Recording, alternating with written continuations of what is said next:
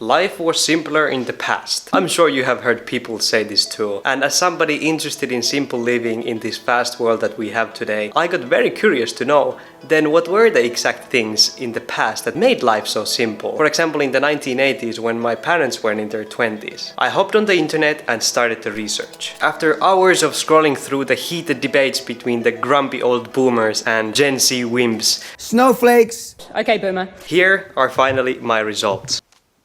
Let's get to it. 1. Boredom.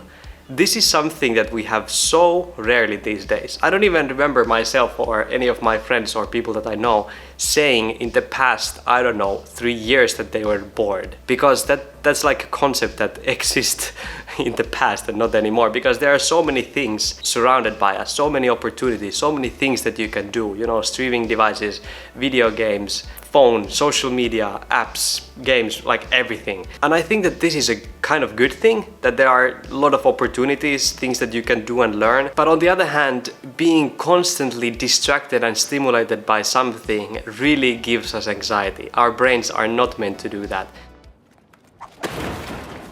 In the past, in the 1980s, the phone usage was so limited. You could just call your friends, a couple of times a day. There wasn't a thing as mobile phones. So this meant that there were a lot of moments without any distractions. You were just with your mind, you had to be in the silence. And this had this effect that you actually started to use your imagination and you became much more creative. You started to think of other things, like what could I do? It also creates the self-awareness, I like this thing, so maybe I could do something similar. And I have noticed myself this. Nowadays, when I go for a run, I don't anymore take my phone and put my earphones on and put some music or podcast.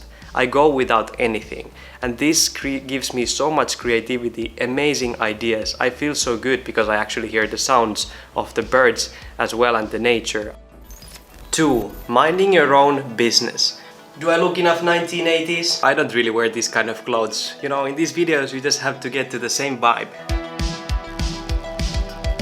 In the 1980s, of course, there wasn't yet the social media. There wasn't this great social comparison, at least on the scale what we have now. Of course, in the high school you would probably see other kids and think they look cool and they're doing this and that.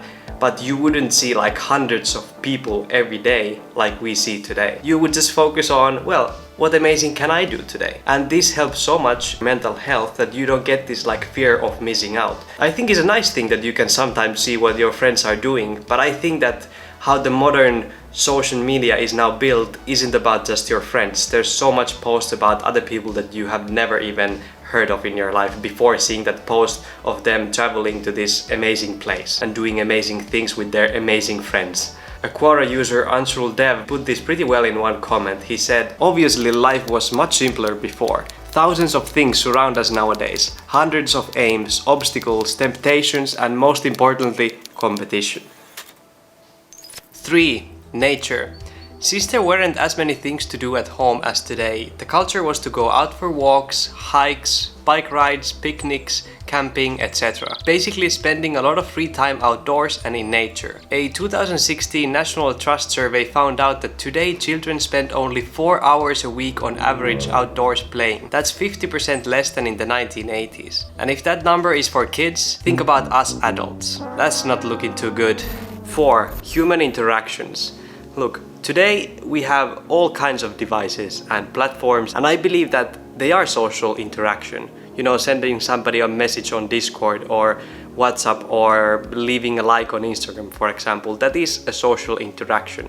But I think as species, as humans, we are not really we are not built for this kind of interactions. We are more made for face-to-face, talking to each other, sharing and seeing the emotion that the other person has. And in the 1980s, we had this because we didn't have any of these devices. Of course, you could still call, your friends, but still most likely you would meet every day at work or at the park, hobbies, in different places, your friends. But nowadays we have these, emails, work meetings, all bunch of stuff that are just online. You don't really interact that much.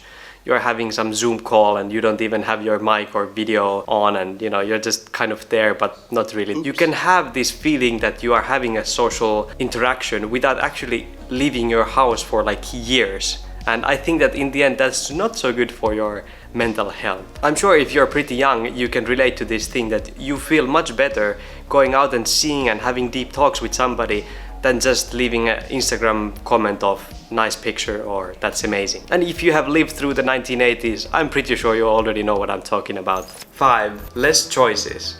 Well, maybe this is a thing that in the past you couldn't so much affect, but the good thing is that in today's world you can. We have so many choices these days, and sometimes this makes us feel just so overwhelmed. So let's take an example of movies, TV series. Let's put it like streaming services. In the 1980s, you would have, your VHS player, and you would just put the, I don't know, cassette, whatever it's called, I'm too young for this, put it in, and you could watch that one film, and you would have, I don't know, a few of those, tens of those at home, and you would have to go to like a film store to buy one and own it. Nowadays, you have like one streaming platform and they have like thousands of movies and TV series. And of course, there isn't just one streaming platform, there are so many of them. So you have these tens of thousands of movies to choose from, and of course you get pretty overwhelmed. So maybe one tip or advice here could be that just choose one platform and use that. Don't buy 5 different ones and then spend 2 hours every evening trying to find the movie that you actually would like to watch. And also in the past, certain series would have their specific broadcasting time. So they would be, for example, Friday night 8 o'clock. So you would have to wait 1 week to see that next episode. Nowadays you can just binge watch a whole TV series, I don't know, in one weekend. So in the past there was more moderation and patience in this as well. Whether the 1980s were better than today, I cannot really know. I didn't live in that era.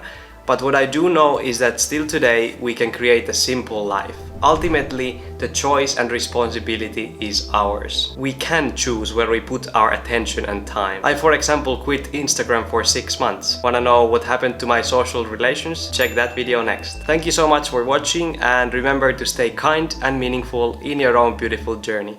Ciao!